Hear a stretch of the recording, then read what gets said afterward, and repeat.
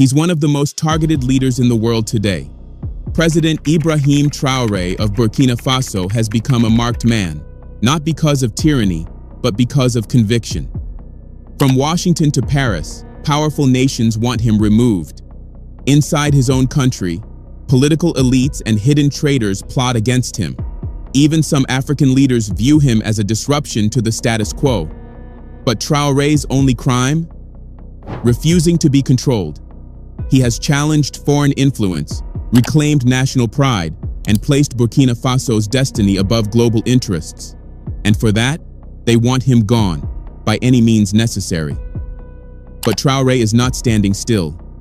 In the face of growing threats, he's now reinforcing his inner circle with a new advanced security network. What exactly is this system? And what does it say about the battles he's preparing for? It's no coincidence. There are powerful forces, local and global, that want Captain Ibrahim Traoré out of the picture. How else do you explain it? No other African leader, not one, has survived more than 15 assassination attempts in just 2 years. Since the day he took power in Burkina Faso, Traoré has been in a constant state of alert. No rest, no peace. Just coup attempt after coup attempt. This isn't just politics, this is war. A war against a man who represents something far bigger than a government. A man who has become a threat, not because of tyranny, but because of what he stands for. Some say it's simply the nature of military rule. But then, ask yourself, why haven't other military leaders in the Sahel faced this level of danger? Gabon, Chad, even Mali and Niger, none of their leaders have faced this frequency of internal plots or external pressure. So what makes Traoré different? He's not just a soldier, he's not just a president, he is the face of a revolution. Unofficially, he leads the AES alliance, and spiritually, he leads a movement.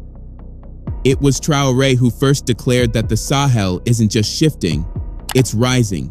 It was his speech at the Russia-Africa summit that captured the hearts of Pan-African thinkers around the world. His fire, his vision, his unwavering defiance. That's what drew others to follow. And that is exactly why he's now the most wanted man in Africa, dead or alive. April 16th, 2025, a date that could have changed everything for Burkina Faso. Another plot, another attempt to eliminate President Ibrahim Traoré. And though the coup was foiled, the threat hasn't vanished, it's evolved. Those who want him gone are still out there, regrouping, planning, vowing to strike again. And now intelligence reports warn they're not done yet. They've promised to make their next move before June 2025. Where did they go? They fled. Not to the shadows, but to a neighboring country, Ivory Coast, a nation increasingly accused of collaborating with France in efforts to destabilize Burkina Faso. There, the traitors were welcomed, not as fugitives, but as allies. And under the quiet protection of Ivorian authorities, a new operations center has been set up. Their mission? Finish what they started. But Traoré isn't standing still. Faced with this escalating threat, the president has launched a bold countermeasure, something insiders are calling the lockdown doctrine. It's more than just heightened security. It's a full-scale reset of everything around him. People, procedures, priorities. Nothing is left to chance. Local reports describe it as a doctrine where loyalty outweighs rank and surveillance replaces ceremony. The first major shift? A complete restructuring of the Presidential Guard, the elite force responsible for Traoré's protection. In a time where betrayal can come from within, this move isn't just necessary, it's survival. And as the air in Ouagadougou remains tense, one thing is clear: Traoré is preparing for the next attack. Think about it. If high-ranking officers within the Burkinabe military were willing to betray President Traoré, what's to say that betrayal hasn't already reached the heart of his own security? Some of these traitors didn't just defect, they paid fellow soldiers to stir chaos within the army. It's not hard to imagine that some of those soldiers might have been part of the Presidential Guard itself, And that's a risk Traoré cannot afford to take. To protect himself and the nation, Traoré made a decisive move. He has completely reconfigured the presidential guard. Teams were reshuffled, suspicious individuals were quietly removed, and in their place, only those who had proven their loyalty. But even loyalty wasn't enough.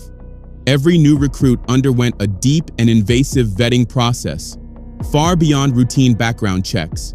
Their school records, family connections, political leanings, and even international contacts were scrutinized. No stone was left unturned. Only those who passed every layer of this investigation were allowed to wear the uniform. Today, the Presidential Guard is no longer just elite. It is trusted, hand-picked, hardened, loyal. But Traoré didn't stop there. The betrayal of one man, Barry Abdrahmane, exposed another major vulnerability: the country's communication systems. This outdated infrastructure allowed traitors to transmit sensitive military intelligence to enemy forces without being detected. That loophole is now gone. Traoré has overhauled Burkina Faso's communication network, introducing encrypted systems designed to detect and track suspicious transmissions in real time. Now, any military personnel who dares to leak information or conspire against the state will be found. And this time, they won't get a second chance. As threats continue to mount, President Traoré has activated yet another layer of defense, one that had long been dormant. The Office of Internal Counterintelligence, once focused solely on external threats, has now been brought back to life. With a new mission, its scope has expanded, no longer just watching from the shadows beyond Burkina Faso's borders. It now turns its gaze inward. Every cabinet minister, every provincial commander, even local police chiefs, no one is exempt. Their political allegiances are being examined, their loyalties questioned. And if anyone is found to hold views that do not align with the vision of President Traoré, they are reassigned, far from the capital and far from power. To some, this may seem extreme, even paranoid, but in a region where betrayal often comes from within, paranoia is survival. History offers a brutal reminder. Thomas Sankara, a revolutionary icon, betrayed and assassinated by his closest ally, Blaise Compaoré, a friend, a fellow soldier. Traoré has learned from that. He's determined not to repeat it. But Traoré isn't just tightening control.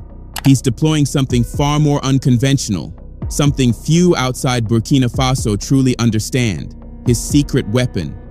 From the very beginning of his leadership, Traoré established a civilian militia, a volunteer defense force made up of everyday Burkinabe citizens willing to fight for their country's future. They're known as the VDP, the Volunteers for the Defense of the Homeland.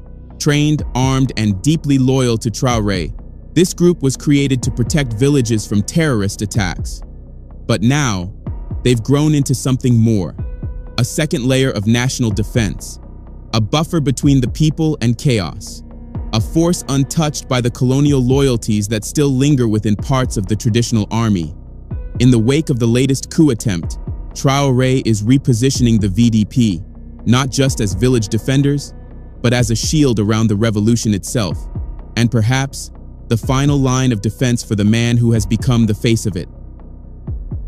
Now mobilized and restructured, the VDP has been deployed across Burkina Faso, strategically positioned in key administrative and military centers. But they're not just standing guard, they've become something more. Their new mission? Act as watchdogs, as spies, reporting any suspicious movement or unusual behavior directly to the presidency.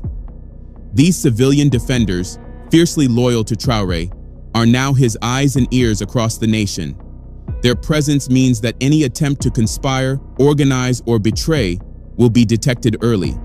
What was once a volunteer militia fighting terrorists is now an internal immune system, designed to respond instantly to threats from within.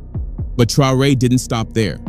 Under his instruction, the Ministry of the Interior has quietly launched a new biometric tracking program. On the surface, it's a national registration effort, but beneath that, it serves a far more targeted purpose.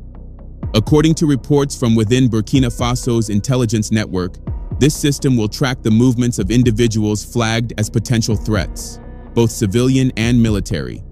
Those connected to the April 16th plot are now being monitored. Every movement, every meeting, every phone call. It's a new era of surveillance, and not everyone approves.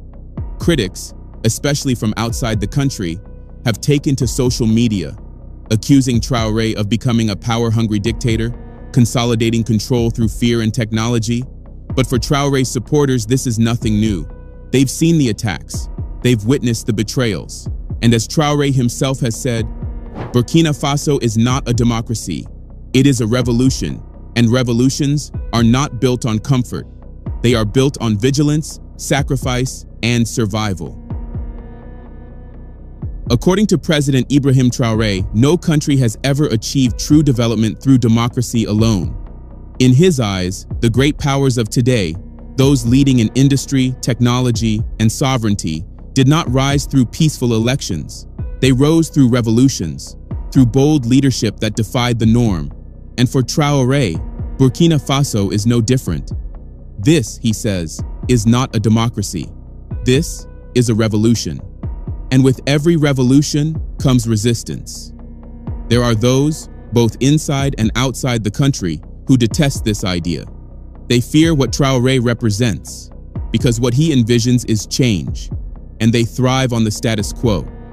These are the people who are content with Burkina Faso being ranked among the poorest nations on earth, content with the insecurity that continues to ravage the country, content with the corruption that has gripped its institutions for decades.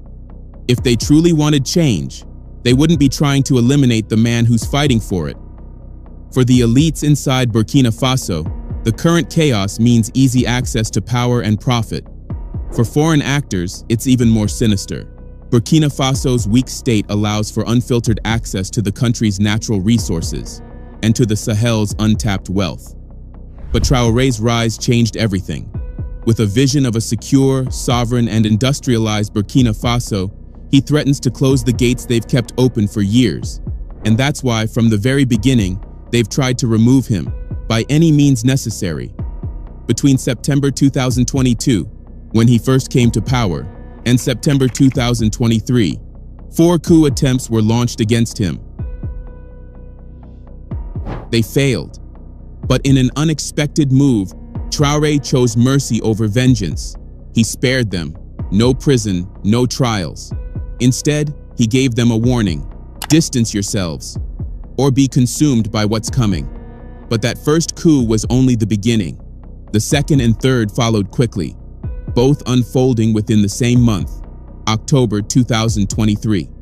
This time, Traoré took a different approach. There were no warnings, no second chances.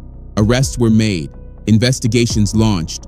From October 2023 to September 2024, Burkina Faso became a nation under siege, not just from outside enemies, but from within its own ranks. Plot after plot, attempt after attempt. By the time the 10th coup attempt was uncovered, the situation had become even more dire. This one wasn't just political, it was terroristic. Intelligence reports traced the conspiracy to Paul-Henri Damiba, the former junta leader, now in exile in Togo. From afar, Damiba coordinated with known terrorist factions, received silent support from authorities in Ivory Coast, and activated sleeper cells within the Burkinabe military still loyal to him. The result? A deadly assault that left soldiers and civilians dead. A brutal reminder that the war against Traoré is not just about power, it's about the very soul of Burkina Faso. Damiba's plot went deeper than anyone expected. He organized soldiers from within the Burkinabe ranks, men who had sworn an oath to protect, now collaborating with terrorists. Using sensitive military intelligence, they orchestrated an attack on Barcelogo, a strategic town dangerously close to the capital, Ouagadougou. The assault was brutal. Hundreds of soldiers and civilians were killed. The town fell. But this wasn't just a military strike. It was a psychological operation aimed at undermining Traoré's authority, questioning his security reforms, and sowing division within the armed forces. The ultimate goal? mutiny, chaos, collapse. But the plan failed. Some of the conspirators were arrested. The rest scattered. Since then, more attempts have come, and each one has failed. But they all share a common trait: foreign fingerprints. Again and again, external actors emerge behind the scenes, fueling instability, funding dissent, weaponizing betrayal. And that's why Traoré's recent security overhaul isn't just a precaution, it's a strategic necessity. Because this is no longer about politics. This is not personal. This is war.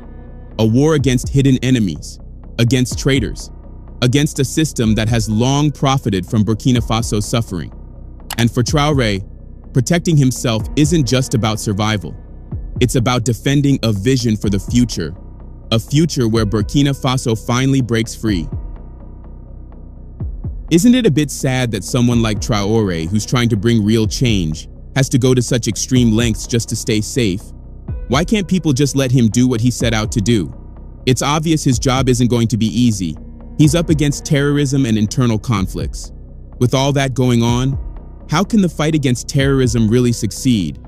What's even more frustrating is that it's not just about physical threats. Traoré is also facing a wave of attacks from the media, and honestly, that might be even more dangerous. The media is incredibly powerful. It shapes how people think. A single comment from a major outlet can influence millions, even billions, and spread fear, anger, or mistrust. And unfortunately, those who want Traoré out know this and are using it to their advantage. Lately, it feels like Traoré's been targeted more than any other leader. Not just criticized, but constantly smeared with fake news. Every time he shows up in Western media, it's always negative. It's like these reporters have selective memory. But then again, maybe it's not that surprising. At the end of the day, they're just pushing what benefits the West. Just a few weeks ago, the US commander of AFRICOM came out with a bold accusation, claiming that President Traoré is using Burkina Faso's gold to protect himself. Seriously? We all know that's not true. In fact, Traoré has made it a point to use the country's resources for the benefit of the people, not for personal gain. And even if some of that gold was used for security, let's be honest, isn't that his right? He's fighting off constant threats. Why does the US feel the need to meddle every time an African leader decides to stand up for his country? But it doesn't stop there. Another article claimed Traoré is enriching himself with national wealth. Honestly, that's laughable. We've seen what corruption looks like in Africa. Leaders living in luxury, flying private jets, shopping in Paris, while their people suffer. But Traoré? He's not cut from that cloth. If he were stealing, we'd see the signs. We'd see it in his wardrobe, in the flashy cars, in the massive mansions. But none of that exists. Traoré still dresses simply. He drives what he needs to, not what he wants to show off. He stays grounded, in every sense of the word. And let's not forget, if he were truly enriching himself, he'd be traveling constantly like so many others. But he's not. He stays in Burkina Faso, facing the problems, walking among the people, and doing the real work. You don't see that often, and that's exactly why they're afraid of him. Let's be honest, this is just another desperate attempt to turn people against President Traoré. At one point, there were headlines everywhere claiming that Traoré was targeting and killing a specific ethnic group in Burkina Faso, the Fulanis. They said he had grown so frustrated that he made the Fulanis the new focus of a military strategy. That claim? It sparked protests, especially among Burkinabe citizens living in France. Some even went as far as demanding that he step down. But just like the accusations about gold and corruption, it was all a lie. Traoré's government never targeted the Fulani people. If there had been such a campaign, the journalists inside Burkina Faso, the ones who live it, breathe it, and walk those streets every day, would have reported it. But they didn't. Instead, the people pushing this narrative are outside the country. They're commentators, media houses, and so-called analysts who have never even set foot in Burkina Faso. And yet they're the loudest voices. But here's the thing. We, as Africans, can't sit back and let this kind of misinformation go unchecked. It's our responsibility to make sure the truth is heard. We can't allow our brothers and sisters in the diaspora, like the Burkinabe in France, to be manipulated by stories written thousands of miles away. President Traoré may not be perfect, but he's one of the few leaders who's actually fighting for change, not just for Burkina Faso, but for Africa as a whole. If Traoré is removed from power, or worse, assassinated, this revolution could come to an end. And let's be honest, it might be years, maybe even decades, before we see a leader like him again. Remember what happened after Thomas Sankara? He was killed, and for decades, Africa waited. Waited for someone brave enough to stand up, someone bold enough to challenge the system. Traoré is that someone. He's not just a hope for Burkina Faso, he's a symbol of hope for the entire continent. He proves that Africa can raise leaders who are patriotic, principled, and committed to real change. But instead of rallying around him, some people are working to bring him down. They've sold their loyalty, not to their country, but to foreign interests. They're trying to destroy the very future they claim to care about. And perhaps the most heartbreaking part of it all? Ivory Coast, a fellow African nation, is allegedly helping to destabilize Burkina Faso. But with these new security measures in place, maybe, just maybe, it'll be enough to protect him, enough to keep the revolution alive. What do you think?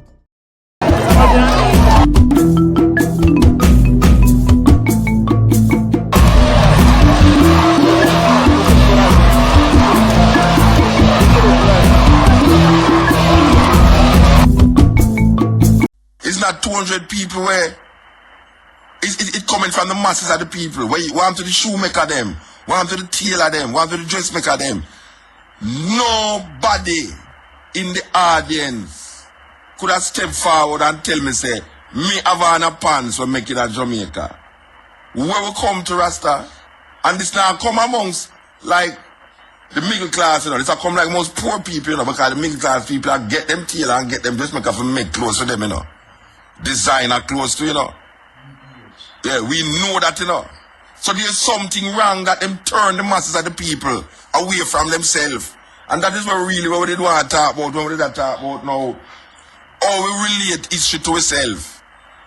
Because you have, I will repeat again, you have teachers in Jamaica that don't know no history before slavery happened. Them don't know nothing about Africa, or I should have take it back, you know. Them know about Africa before slavery, but them don't connect it with Africa.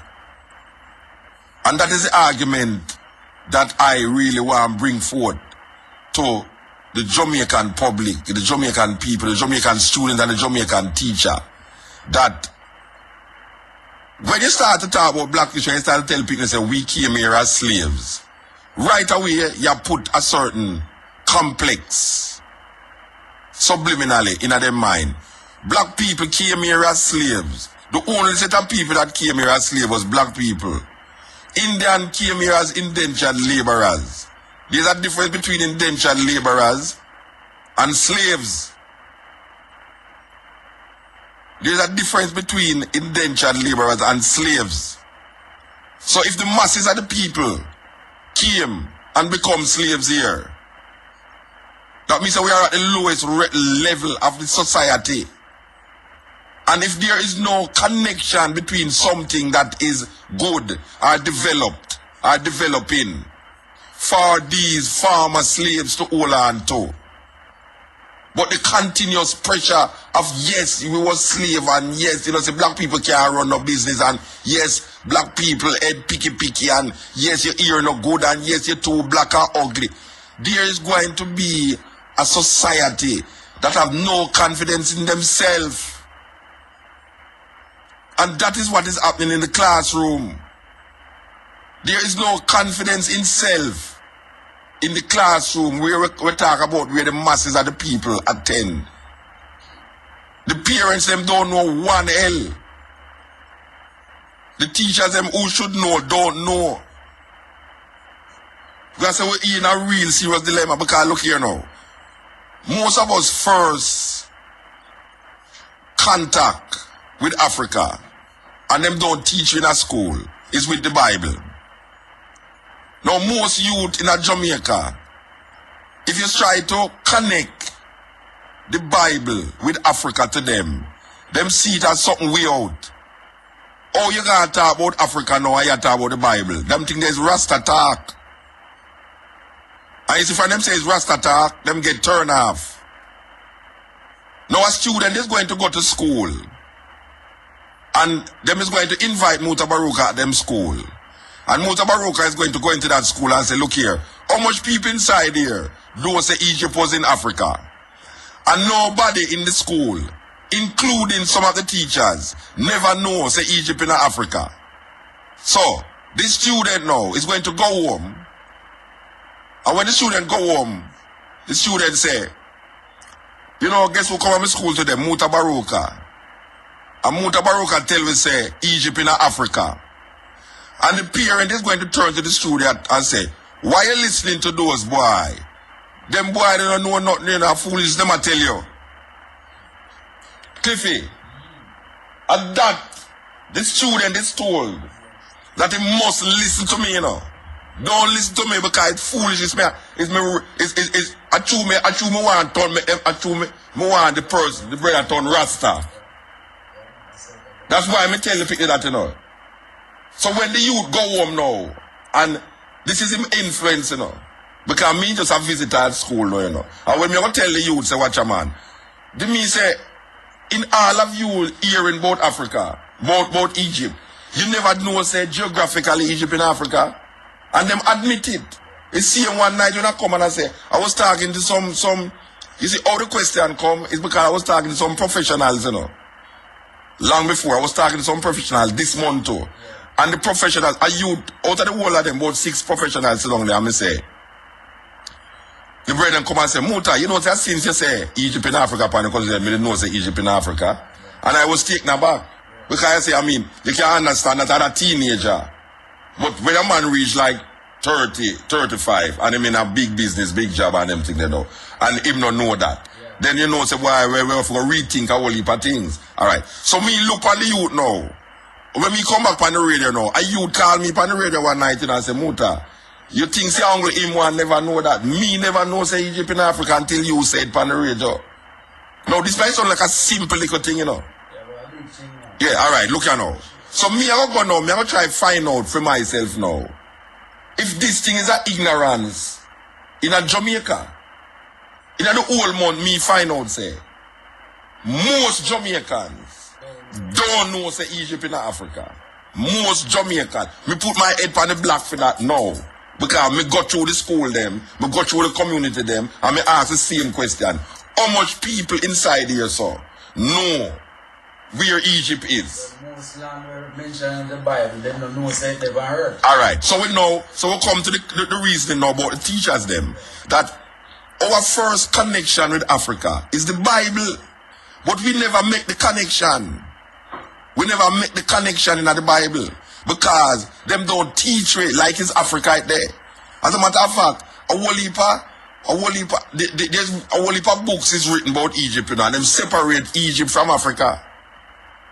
You see? So historically, white people write say the Egyptians them different from the African people. That is what them write, you know. Egyptians different from Africans. And we should know say that is lie because a great man named Shekante Diop come prove them wrong by using the same scientific method for tests, ear strands and facial impressions and everything there. For sure you say, well, right now, the Egyptians them was black people. Until the Arabs them go inside of Egypt. And the Hyksos them go inside it so. And start to shift up and move, the whole of a shipment and movement. But it's not even that we want to talk about. We want to talk about how a student in school is totally disconnected. One, he disconnect himself from history. He put himself in the part of history that was interrupted, which is slavery. Slavery interrupt African history. Slavery is not African history. It interrupts African history. So now, we know that as history. So we connect with self. Because the first thing, you hear them say, we were brought here as slaves. We, This is the only time when black people mention we in connection, Because it's slavery, them say, we were brought here as slaves. You see, we don't want to go back to Africa, because we never come from Africa. But we were brought here as slaves. So the student is taught that is we that. But no, him, over the years, he got church, and the church have a big influence on him. And the church are telling about these different places in the Bible. But not one Sunday, the pastor will come out and say, the Garden of Eden was in Africa.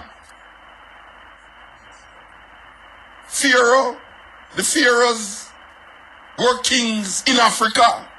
Them not saying that. So the lack of understanding and the connection is not there for a little youth who sit down and listen to this thing, including myself when I am youth. Because I never hear a preacher mention Africa pan a pulpit yet in relationship to myself and the connection that African people have with biblical places. So the student is left now with a total disorientation of self beyond 500 years. So beyond 500 years, there's no history of black people in the minds of the African people in Jamaica. So when you tell a youth, say, boy, say, alright, hear the question where I asked them. And it was amazing, and I have to share it with the people them. The question when I asked the youth them, what you know about Egypt? Them say, everybody put it, man, Egypt is a wicked place, sir. What you know about Pharaoh? Pharaoh is a wicked man like Prime Minister, sir.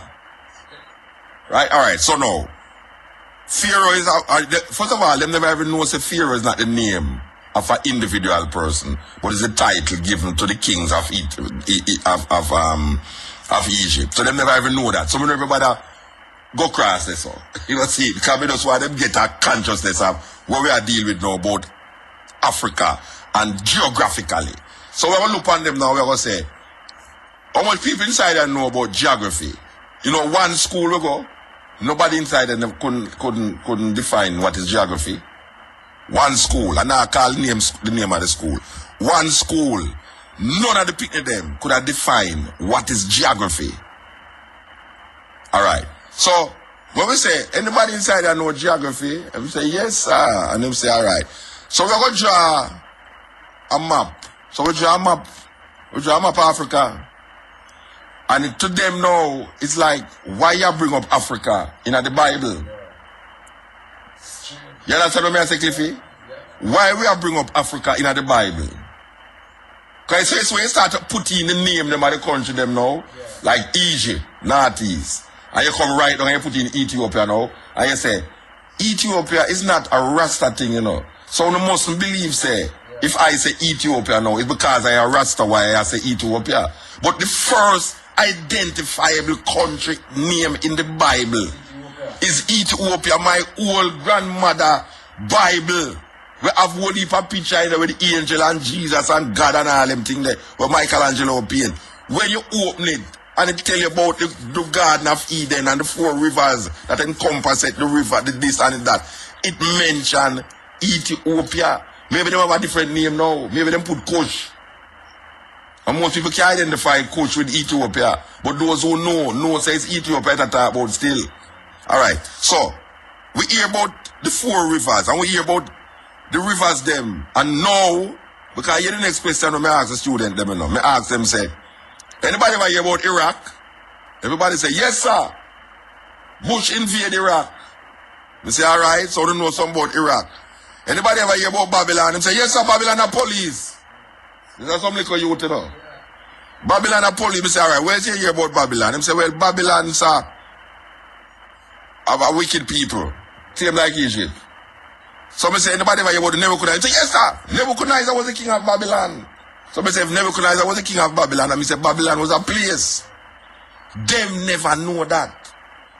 And me I tell them to look here, if you listen to the news carefully, on CNN and BBC, you will hear that a lot of the soldiers them enter Babylon in Iraq. So the next question I ask them now is, over here about Babel. They say, yes sir, the tower of Babel. God confused the language of the people them. I said, did you know that Babel was in Iraq? The only reason why you don't know says Iraq, because it never did name Iraq at the time. Just like how Iran never did name Iran. But if you should get a map, because you used to have the map in the Bible, you know. They used to have the Bible land them in the Bible, you know. The geographical location, them old time Bible used to have it in her, right? But even though these places geographically was shown by picture in the Bible, the masses of the people never connect it. And them the person standing up on the pulpit never allow them to connect it. Because Africa is not supposed to represent anything outside of slavery. So we look on them now, we say, all right, did you know that the pharaohs, if it's African, it's black people. It's black people. It's not Caucasian people inhabit Africa. It's black people. And the Ethiopians went down into Egypt and occupied Egypt. So it's black people we are talking about. All right. So we will show them now, say, well, most of the time when we think on Bible people, it's white people we think on. That is without a say, without doubt. My granny sit down on the veranda and she really believes that Jesus is a white man. She really believes that Moses is a white man. She really believes that Pharaoh is a white man. She can't connect no black nothing past slavery. Most Jamaican people from the masses will read Bible and die for this Bible and sit down on them veranda right now at age 80, 70. Sit down. Don't connect these stories with Africa. Because all them know about Africa is that Africa is a place where wild people there, naked people run up and down, people eat people there, and then no white people bring them on here so and turn them in a slave. So we're trying to make the student now come out of that mindset. And the teacher must allow the student them to come out of that mindset before them can take them into something higher. Because this is now the biggest part of the pyramid. The basic part of the pyramid. Where the student have to connect themselves in history. You have to make the student, just like what you tell them, say, that's why the student say, start up and say, we came here as slave. Him have to know, say, we build the pyramids. That is what the student have to know. The student say, we came here as slave. The student have to know, say, is we build the pyramids. The student have to know, say, is we invent mathematics. That is what the student have to know. You cannot disassociate these things from the African tradition. Because the Chinese man, no care how you hear the Chinese man say, I'm a Jamaican. He's a Chinese man. And him no feel no way when you say Chinese man. And him never go to China yet. Most of the Chinese people will take up residence in the ghetto. Chinese are the bravest of people in Jamaica. Because when anything I go on to tell them, in a film community, them still there with them grocery shop. And them dead still, and them dead still. So the Chinese man is known as a Chinese in Jamaica. Without any apology, you have them Chinese Benevolent Society, a pure Chinese people go there. And when the year done, them celebrated the house of the year of the cow, the year of the rat, the year of the donkey, the year of the this and the year of the that. Nobody feel any way when Chinese people celebrate them Chinese thing, even though them never go to China yet. The majority of Jamaican Chinese never go to China yet.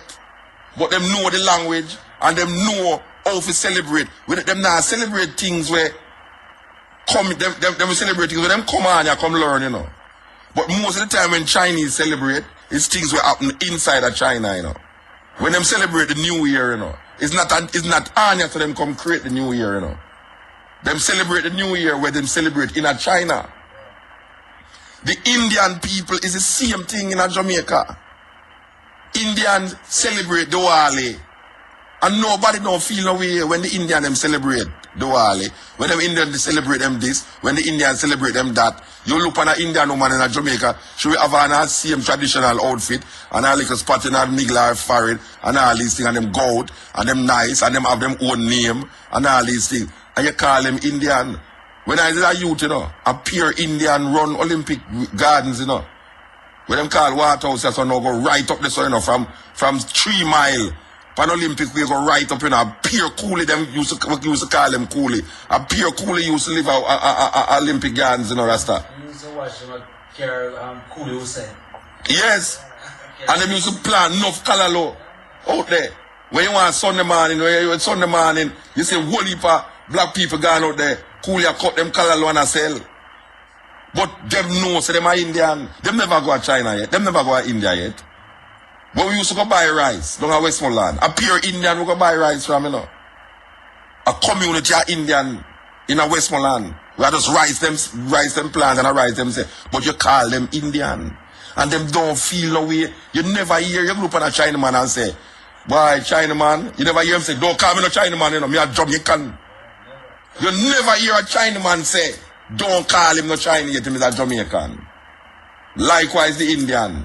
The Indian keep that in him forever and ever. Amen. Alright. Jamaican black people is the only set of people that refuse to identify themselves with a landmass, where them ancestors, where them forefathers come from. Cause we see that landmass with bang belly picnic, flying about, enough AIDS, enough epidemics, slavery, all sort of things, we see it all. So who want to connect with these things? Nobody no want to connect. If this is all that Africa has to offer, why should I associate with Africa? If Africa is a place of starvation, AIDS, starvation, and everything, I don't want to associate with it. But that is what I know. Now make a move beyond that. What is beyond that? Is there education in Africa? Is there, what is the history of Africa? Before Europe underdeveloped Africa, Africa was thriving before the first Portuguese ship got into Africa. Africa was on the move. And evil curse the Arab them. And the Arab them come inside of Africa and create a stable African society in the north and move going to Europe and culturize Europe. The Moors never did enslave the Europeans, them, you know. Them helped to build European culture. When the Europeans, them did not use letter as number. The Moors, them going to show them how to use number. Imhotep. And sew back when them do surgery. Yeah, them sew back the thing. But even if you see, even I don't know if you did see the documentary and how the Egyptian them preserve the body. Yeah. Thing. All right. Yeah. So we look at the student and we say, student, look here now.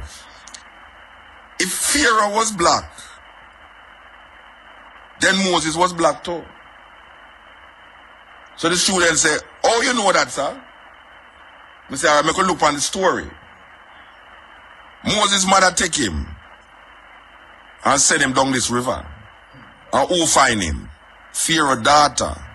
Pharaoh's daughter take him as her own and say, look you know.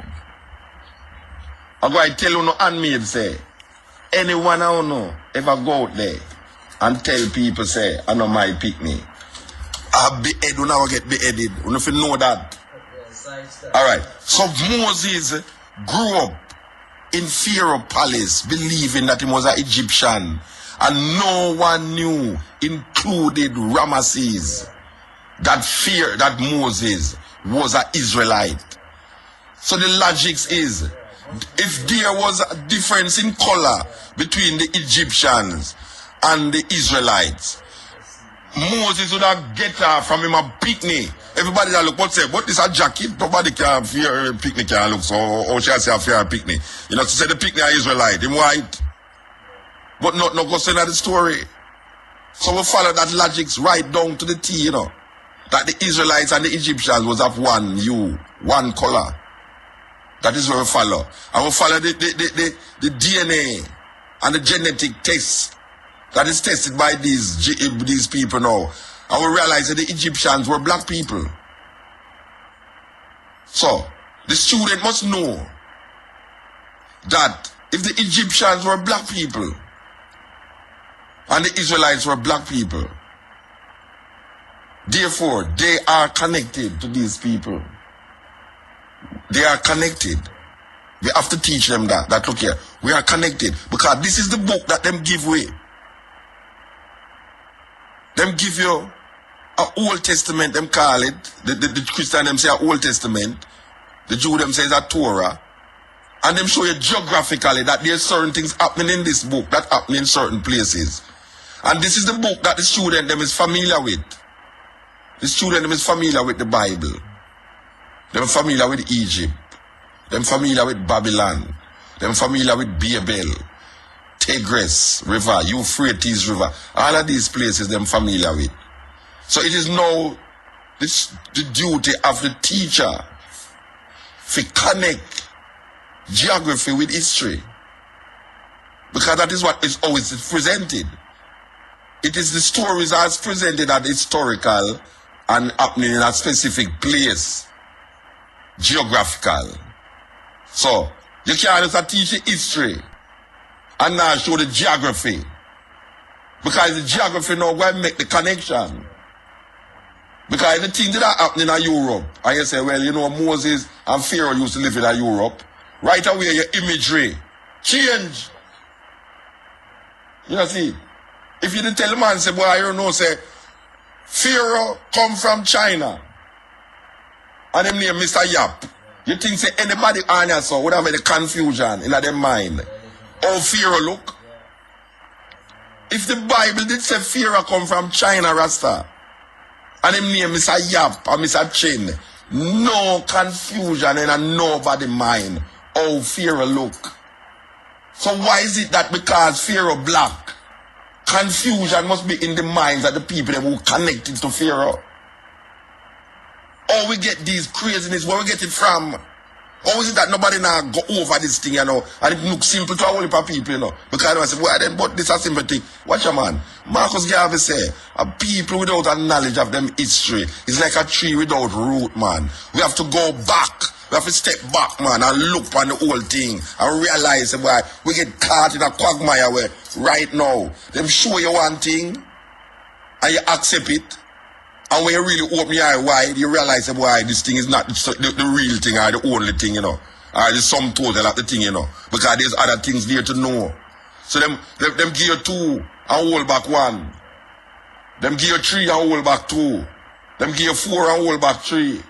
So meanwhile you feel, say, boy, right, but look how much we get now. Yeah, you see, we are getting enough now, but you're not getting enough. Because you still say, we came here as slaves. But you can't say we build the pyramid. It's like the same issue where your religion still, you know, because you never look on it when you say, a man say God is a spirit. But when you say he, you know, and put gender upon it, yes. And you tell them, so what is he? You know, so when a brethren catch up in a car, me and my lady are reason to the brethren, and them say, yeah man, but you know, see the spirit, and she say, and me say, so what farm the spirit was in? He must say, the spirit never had no farm. I said, but you can't say something if it don't have no farm. She said to him, no, you can't say something without farm. He said, yeah, you can't say something without farm. He said, but that is crazy. How can you see something and it don't have no farm? So for you say that spirit, it means it's you can't see it. But then no, if you say you see it, the question is, what farm was it in? You see, you can't separate farm from seed. You know, see, the idea of seed is because the thing is in farm. You know, see. So, look here, you try to go around it and come around it. From a man, say, see a spirit. What farm the spirit is in? It's simple. There's no go around and come around it. You can't tell me now, say, but the spirit never in a farm. Then, what you see? But you see something. It's either you see something, someone, you can't see somewhere. That can get crazy, you don't see it. So the student get caught in a situation where, because the preacher, firstly, Because I said before, I never hear a preacher get up on the pulpit yet. When I are youth. When I are youth. I never hear a preacher get up yet and mention the word Africa in our mouth. Never. And me go to Sunday school every Sunday. When me a little picnic. And me go to Baptist church at Jonestown every Sunday when me there my granny. And me go to Roman Catholic Cathedral Church on Nard Street every Sunday when me there my mother. I mean never hear the word Africa come out of one of them mouth there. The only time me hear the word Africa is when me go watch a Tarzan show. Jungle. Yes, because Tarzan show now, I show you a little white guy, we attack to animal them, and I kill enough alligator, enough hippopotamus, enough lion, and I kill some black people. And the black people them so passive that this little white guy who don't come from England named Lord Greatstock could have wiped out a whole set of people and I defend them against white people. This white guy I defend them against white people. So you have this white man named Tarzan, you have this little youth named Boy, you have a woman named Jane, and you have a cheetah. So most of we identify now, not with the black people them in the movie, you know. We don't identify, we never yet identify with the black people them in the movie, even though it's for them place. It's for them land. But we never identify. Just like how we don't identify with the Native American them when we go watch Cowboy show. We don't identify with them because we always know say the Indian them are going to wipe get wiped out. Imagine what them call it, bandwagon, a wagon train, a move with about 50 people in there. And you know say a gun hold 6 bullets. And it's only about 5 man in this half gun, you know. And so it's 5 gun with 6 bullets. 5, 6 is a 30 that bullet, you know. And so you look on the inside, thousands of Indian, you know, Rasta. And so when the Indian them start charge, you see them 30 bullet there. It kill all 500 lumber taffy. And you pray. Because when you see the Indian them are dead and a drop like fly, Rasta, you feel good, you know.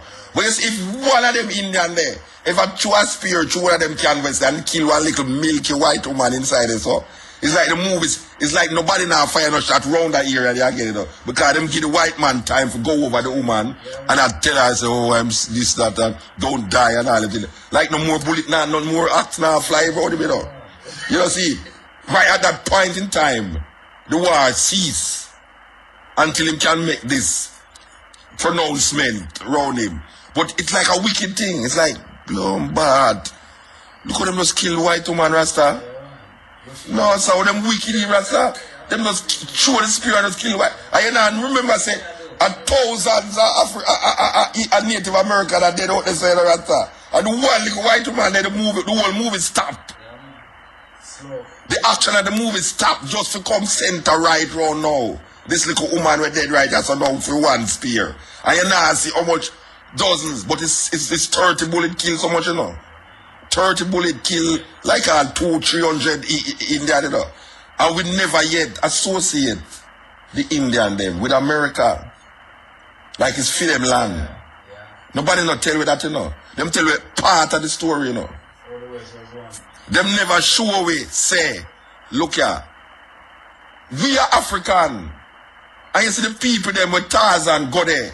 Go live monks, we teach him how to swing pan with them thing there. It was African people them. We don't associate with African. We don't associate with the people them who Tarzan go see. We associate with Boy and Jane and maybe all the cheetah too. Maybe if we associate with the cheetah, the monkey would have better have because the monkey come from Africa. But we couldn't even see ourselves without the monkey. So this teacher now, including the person who don't show the congregation say all them things they are going in Africa, but just tell them about it haphazardly so now. When you start to show them geography in history, this is the impression, this is the talk now, say boy right now. MUTABARUKA Rasta, and I'm tell you them things every time why you turn Rasta. You know see it? And this have nothing to do with Rasta, you know. It has something to do with history. It has something to do with geography. Look here. Egypt, you hear in the Bible about Egypt, and you hear about Pharaoh, and you hear about the Israelites, them in Egypt, and do this and that. Egypt is in Africa. Why it's so difficult to say that? Why is the preacher scared to stand up on him pulpit and mention Africa in their mouth to the congregation and tell them, say, the Egyptians were black people like you in the congregation. The Israelites were black people like you in the congregation. Where you guys get the thing for Africa? What do you mean by that? You know, it's a thing. It's a thing. And the more we go inside of the communities, and the more we bring up these things, is the more we realize how naive the people them is towards something that them know about. But because it never go further into the reasoning, them get dislocated, totally dislocated. You know? So when a group of people in Jamaica can relate to themselves as we in slavery, but not we as in Egypt or we as in Ethiopia, it's weird because Rasta did always say, we are African. And we say, yeah, we are African, of course. We come from Africa. Not by free will, but by force. The Jamaican is always saying, me no African, but we come here as slave. It's kind of strange, you know, Rasta. We no African. Me no African. That is what I'm saying. Me no African. He refused to say it because the Chinaman will always say he's a Chinese. But the black Jamaican will refuse to say he's an African because the first thing he must say, me am no African because me never was born in Africa. That is what them use and catch you now. If a cow born in a pig pen, it is still a cow. If a cow born in a pig pen, him could have do like we all pig and do little more. Him still when go give milk. Him still when go moo. Him still is a cow. Because they know that did happen. Wait there. And that did happen to Moses. And that did happen to Moses, you know. Because Moses born in Israel, him is in Egypt, him still an Israelite. And him when he realized it one day, just a feeling in him, you know. It's a feeling in him, you know. Make him kill the man, you know. Because him look on the thing and I say, but wait, what kind of thing this? Because he thinks that when him go kill the man, he didn't know him Egyptian. He don't know him an Israelite. Him grew up for 40 years believing him was an Egyptian. According to the Bible, it's 40 years him live in Egypt before him realize him is not an Egyptian. So all I'm life, all I'm understanding about life, all I'm understanding about God, all I'm understanding about culture, all I'm understanding about dressing, wearing clothes, eating food, all of that was steeped in the Egyptian way of life. 40-year-old him was. But Jamaican black people can't see themselves in that part of history. You see, if you tell Jamaican black people, say, look here, you didn't know, say, you have some black people, we're going to Europe, but teach Europeans how to bathe in baths, public baths, and how to write numbers and letters separate.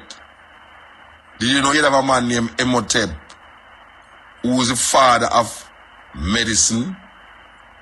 That all of these guys, did you know that Pythagoras theorem come from Egypt? That Pythagoras got study in Egypt for 20 odd years and go back to Greece as a great mathematician. Did you know that all of these people who the world now recognize as great philosophers and scholars of understanding human behavior and human design, most of them in those days went to Egypt. Egypt, them go.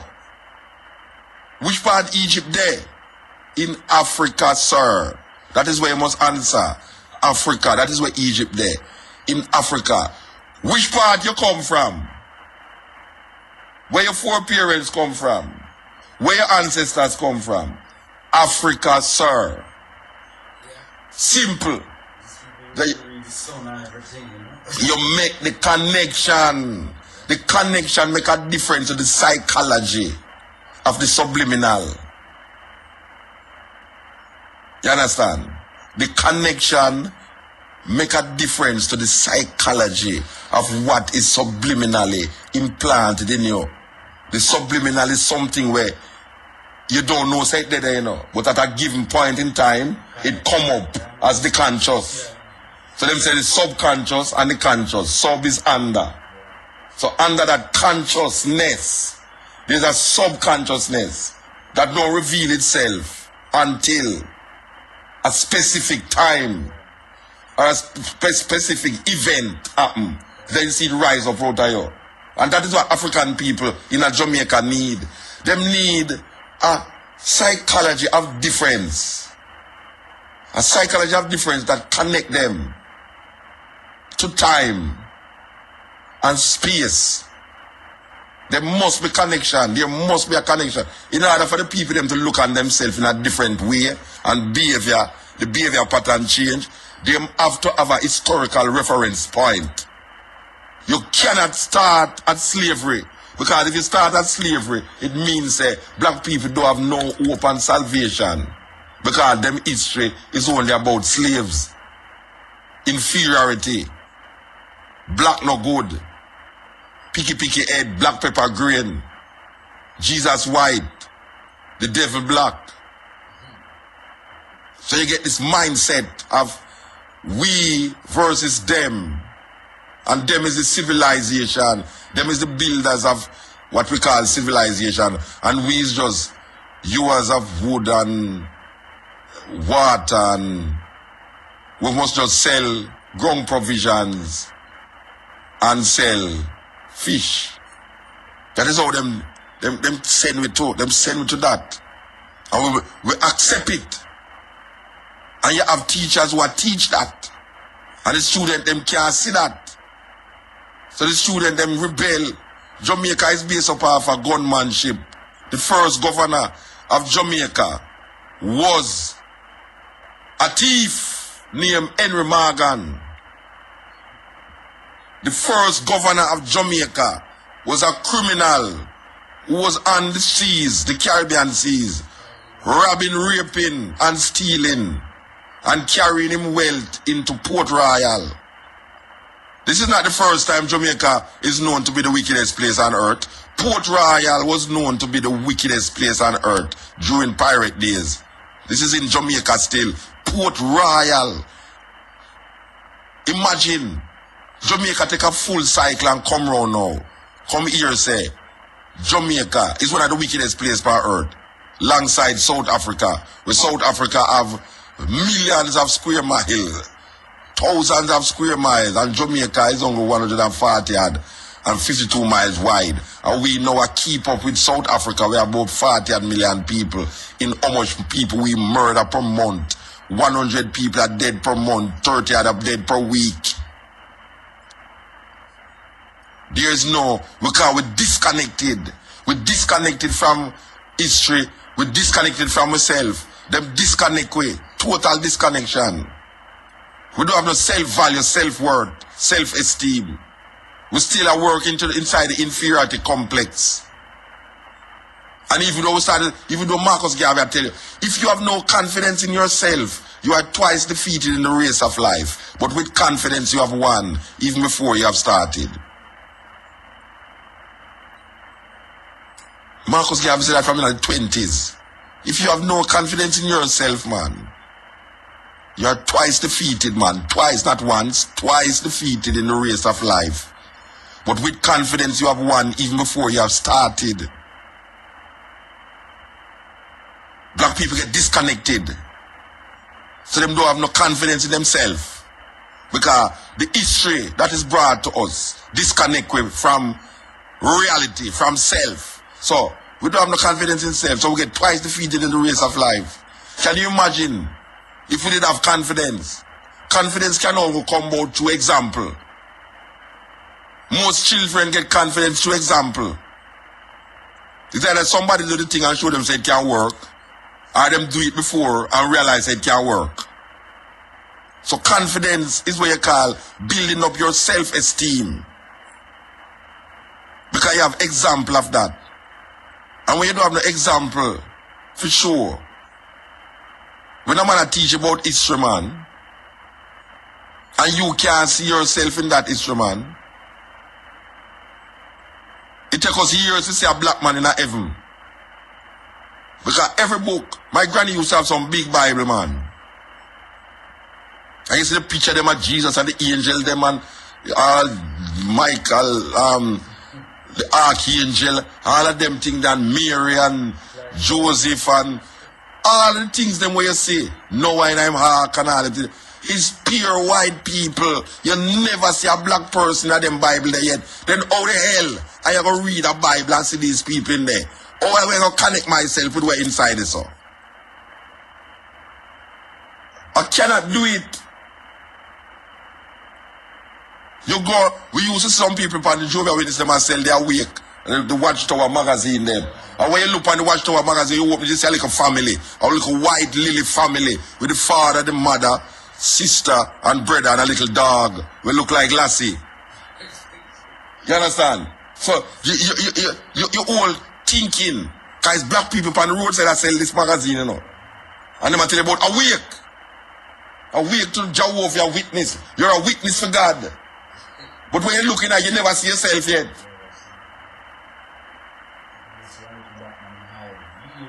Devil. Him a devil. Who you afraid of in a Janko no more? The devil, the one who have the blackest outfit. I am afraid of. I don't want him to jump over the whole of feather and the whole of this and that. You're not afraid of them. And the devil, when the devil come, him come black and wicked. You understand? So you can't see yourself. You can't see yourself, brethren. You can't see yourself. So we're going to get some new crop of teacher from who understand. Say, watch ya. In order for you to understand history, man, and know history, and really check history. Because the reason why the degradation there, you know, because black people see themselves in a slavery. So because you're connected to slavery, you almost like you live out a slave experience, even though slavery is supposed to be done. So you don't have no white man over here with no whip, you know. Yeah, you connect yourself with slavery, so you live out a slave. It's like subliminally you live out a slave experience. Even though no white man out there they lick you, and no white man out there they tell you nothing. Even the people them who them put over way, sometimes wickeder than the white people them. The black people them will roll over you, wicked. They might carry out the wickedness for impress the slave master. So the black people them sit down now and it's that them have a feed them subliminal. It have feed them. So them connect themselves to slavery. Nobody not say the African them was in slavery, you know. Everybody say we was in slavery. But when you start to tell them now about the glory of African people, your ears say, well, right now, that are them. Them people there in the Bible. You understand? Fear of them was some wicked people. The Babylonians was some wicked people. You know, see, the confusion in the minds of the people them. Them confused because these people is not real people. It's people where you try to attain. So you ever notice that when them have put these pictures in the picture, you see the man head at about 45 degrees and look up in the sky. It's like them always measure it, you know, it's like the man look up at the sky, so 45 degrees in the sky. You see the whole family, all the dog too, you know. And the dog look up at the sky, you know, Rasta. Can you expect Jesus to come down to come save you, you know? Say, come down, Jesus, come down and save me. Because this look for the earth and today it's just so cruel. I make the earth, you know. I didn't make the earth get wicked, you know. I didn't want to come save me from film one wickedness where him created, you know. You know what I see? So black people sit up there and pray and I hope. So one day, this guy are gonna come down and come save them. White supremacy, you know. White supremacy and maintain itself in the mind and the consciousness of black people. And black people allow it to happen and now them have teachers. When a teacher go tell you, say, boy, right now, boy, I have follow the curriculum, you know.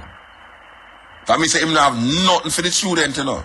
More than say, watch that. This is where him come, this is where I get paid for, and this is where I go do. The curriculum him a follow. For pass exam and that is it. Him not nothing else for no student. It's a serious thing. You have to look into it. You have to look into it because me never know the day when Rastaman is going to get invited to come to school, come talk, to picnic. Because me remember the days if a Rasta was son up at school, man. Police come immediately. The teacher call them from the staff. Excuse me, is this the police? There's a Rasta standing up out of the gate, sir. Little more. Hey, you know, the police come quicker when Rasta involved in the madness than when the other people involved in it. Because when you report a Rasta man in a Rasta, police come quick, you know. If you report somebody else, you have to wait long, you know. You understand? So when the Rasta man stand up at the gate, if not do nothing, all him do that talk about peace and love. Peace and love. Hey, listen last to the first. Peace and love. Peace and love. Them just Commandos scrape him up and say, move from the gate, boy. Eh? Move from the gate. Where destroy the people them find in school. Move from the gate. Me never know some would have live to say Rasta walk going to school now as guests to talk to school students. So what was it that they were missing? Maybe 30, 40 years ago. What was there that they were missing? Because it's the same thing we attack. What would they attack 30, 40 years ago? Haile Selassie, Africa. Love my brethren, love my sister, get rid of oppression, get rid of white supremacy. And the same thing we I say. So how come now? We alright to talk to them children, you know. But them children are alright to turn Rasta. And now them want to take a dead Rasta man and fight over him. Yeah. You know, see, this Rasta, this dead body and this dead Rasta man supposed to be this glorious thing for them as a symbolism of Jamaican heritage and Jamaican culture. All of a sudden, you know that picture where you have in your office? I want to take it and go walk up and down the street with it in a Rasta, with Bob Marley, with the big spliff in their mouth, the tourism board picture there. Because you see them have a big picture now with Bob Marley, with a big spliff in the picture in their office. Yeah. And underneath it, Jamaica. And we say, but this is a tourism picture. So how come them can use a Bob Marley picture with a ganja spliff in their mouth to advertise Jamaica? But them still arrest people for spliffing at their mouth. What kind of contradiction is a mix-up, confusion, double triple message to the people them. It's either you don't deal with it or you deal with it. But you can now come use one of Rastafari greatest icons and then twist it round. And then the thing we're having in mouth illegal. But you use it to project your little come to Jamaica, one love, one heart, let's get together and be alright. And you say people get served with coconut jelly and all them thing there. And there's a little black man that serve the coconut jelly. You know, see, it kind of get wicked. It's wicked Rasta. So we just said to the people them of Jamaica that in this time of Black History Month, we who get the chance to sit down and reason and really communicate, especially teachers and preachers. We are begging no man to take a stock and take a look on how you was teaching, what you was teaching, and if what you was teaching, if it did connect to the youth them right now. The story wasn't so hard. The story wasn't so hard, man. I want to make it bleed. I want to make it bleed because The youth never feels like him a bleed. The youth never feels like him a cry. If he says somebody else. So I tell the story. And I tell it in my way. Because everybody have for them way. There was a city that was plagued with rats. Rat all over the place, rat everywhere, rat every day, whole heap of virus and disease, and everybody gets sick because of the whole heap of rat them. Like Knutsford Boulevard. Enough rat everywhere. And the leaders call the musicians and say, play your music that can get rid of these rats. And the musicians play. And them play. And all the rat them go right to the sea and drown. But the musicians were promised to be paid by these politicians and these preachers. Them say, when you get rid of the rats, the sickness of the population will cease. We will pay you. So when the rat them gone, and the musician them go for them pay, these leaders of the city say, look here, we do have nothing to give you, you know. Do have nothing at all for you. So the musicians stay there and suffer. So the musicians say, all right, we're going to play a different song. We're going to play a different music. And you see them play a different song and different music. All of the children them get caught with the music and follow the musicians them. And the people of the city and the leaders of the city say, what kind of music that you now play? You know, to say the music are corrupt the children them. We want back with children. And the musicians say, pay away where you owe away. And we will release the children. Because it's not we do the wrong. We get the work done, you never pay away. Now we play a different song. And you bleed over your children. Now the only way your children will get released is if you pay away. This is the cutting edge.